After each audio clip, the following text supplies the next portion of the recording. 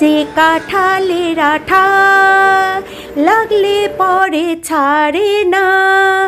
Hello friends, কেমন আছো তোমরা সবাই? কাঁঠাল ভাঙবো, হাতে ভালো করে সর্ষের তেলটা মেখে নিলাম। এইবার শুরু হয়ে যাবে সেই কাজ। বেরিয়ে যাবে এক্ষুনি যে কাঁঠালটা কেমন তার প্রমাণ।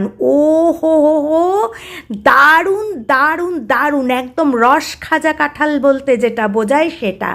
জানো, আমাদের ছোটোবেলায় আমার ঠাকুমার বাড়ি যেটা বলতাম, মানে আমাদের বাবার বাড়ি, আদি বাড়ি যেটা, সেইখানে একটা কাঁঠাল গাছ ছিল। আর সেই কাঁঠাল গাছের কাঁঠালগুলো এত দারুণ ছিল, এত দারুণ ছিল, আজও সেই স্বাদটা যেন জিভের মধ্যে লেগে গেছে। আর এই কাঁঠালটা সেই স্মৃতিটাকে একদম উস্কে দিল, একদম পারফেক্ট রস খাজা কাঁঠাল। আবার কিছু কিছু এর মধ্যে, কোয়াগুলোর মধ্যে জানো এরকম শিকড় গজিয়েছে, মানে কাঁঠালটা বড্ড বেশি একদম গাছ পাকা হয়ে গেছিল।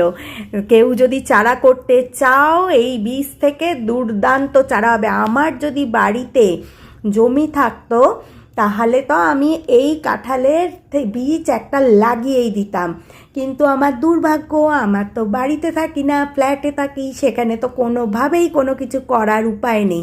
বড্ড আফসোস, না হলে এই কাঁঠাল গাছটা লাগাতে আমি কোনোভাবে মিস করতাম না, এত সুন্দর কাঁঠাল। এই হয়ে গেল ছাড়ানো, এইবার তো এই জায়গাটাকে পরিষ্কার করতে হবে। যাই একটা প্যাকেট নিয়ে আসি, আর এখানে ঢাকা দিয়ে দিলাম, না হলেই তো এক্ষুনি মাছি বসবে আবার। আর এই যে প্যাকেট নিয়ে এসছি, সাথে সাথে এগুলো যদি বাইরে ফেলে না দেয়া হয়, খেতে তো খুব ভালো লাগে কিন্তু যা বিকট গন্ধ বেরোবে।